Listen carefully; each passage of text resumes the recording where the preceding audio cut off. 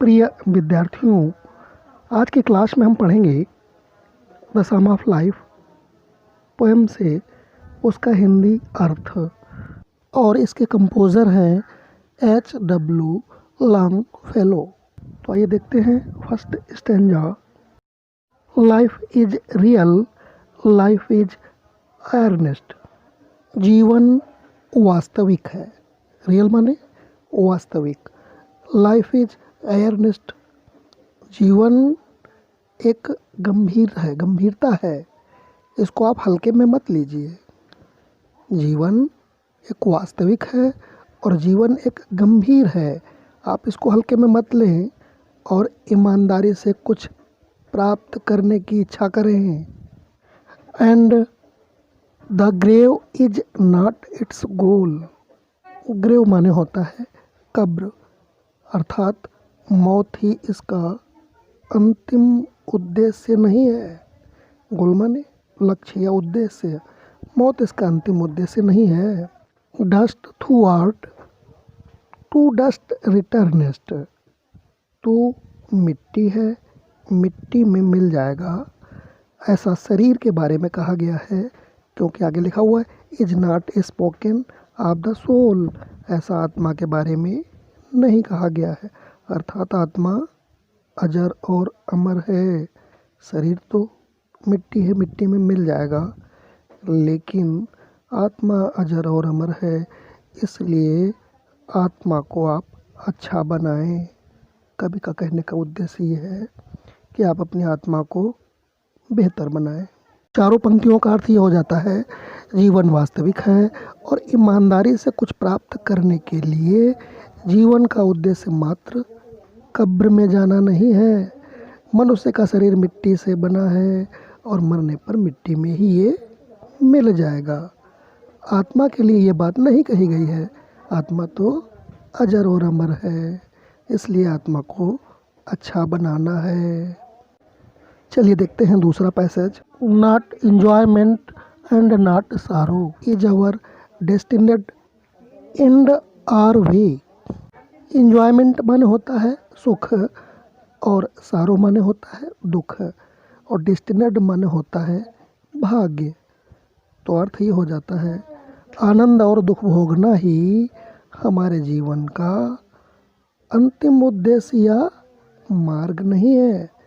And माने अंतिम उद्देश्य और वे माने होता है मार्ग। तो सुख प्राप्त करना या दुख प्राप्त करना हमारे जीवन का कोई मार्ग या फिर रास्ता नहीं है, या फिर कोई इसका अंतिम उद्देश्य नहीं है। But to act that each tomorrow finds us farther than today. परंतु हमें ऐसे कार्य करते रहने हैं जिससे हमारा आने वाला कल आज की अपेक्षा अधिक अच्छा हो, अधिक बेहतर हो। लिखा हुआ है but to act that is tomorrow, बल्कि हमें ऐसे कार्य करते रहने हैं जैसे आने वाला प्रत्येक कल फाइंड्स अस माने हमें पाए, फर्दर देन टुडे आज की अपेक्षा आगे। फर्दर माने आगे, यानी उन्नति हम करते रहें, दिन पर दिन हम अपनी उन्नति की ओर बढ़ते रहें। ऐसे कार्य हमें करने चाहिए। तीसरा पैसेज लिखा है in the world's broad field of battle. In the world's माने संसार में, ब्रॉड फील्ड ऑफ बैटल का मतलब है विशाल युद्ध के मैदान रूपी, अर्थात विशाल युद्ध के मैदान रूपी संसार में। In the device of life. Device माने यहाँ पे अर्थ लगाया गया है सैनिक का शिविर, अर्थात अस्थायी आवास। और इसकी तुलना मानव से की गई है, अर्थात इस विशाल युद्ध रूपी मैदान जो है, इसमें सैनिक के तंबू की भांति जीवन रखने वाले मानव, be not like dumb driven cattle. Be not like dumb, गूंगे बहरे पशुओं की भांति मत बनो। ड्राइवन कैटल, जिन्हें कोई दूसरे लोग पीछे से चलाते हैं। Be a hero in the strife, अर्थात एक वीर सिपाही की भांति किसी भी समस्या का साहस से उसका सामना करना है। आप हिम्मत से काम लीजिए। कोई भी समस्या आए तो सबसे पहले आप आगे आए, नायक बन कर के आए। बी अ हीरो का मतलब है एक नायक बनो। इन द स्ट्राइफ माने संघर्षों में। तो पूरी चारों लाइनों का अर्थ ये हो जाता है कि इस संसार जो है, इसको कवि ने कहा है कि ये विशाल युद्ध का एक मैदान है और इसमें जो जन्म हुआ है मानव का, वह एक तंबू की भांति है। कुछ दिन के लिए व्यक्ति यहाँ आया है और इस पेट के लिए तरह तरह के कार्य करता है वो, अर्थात वो एक युद्ध सा लड़ा करता है और इसके बाद चला जाता है।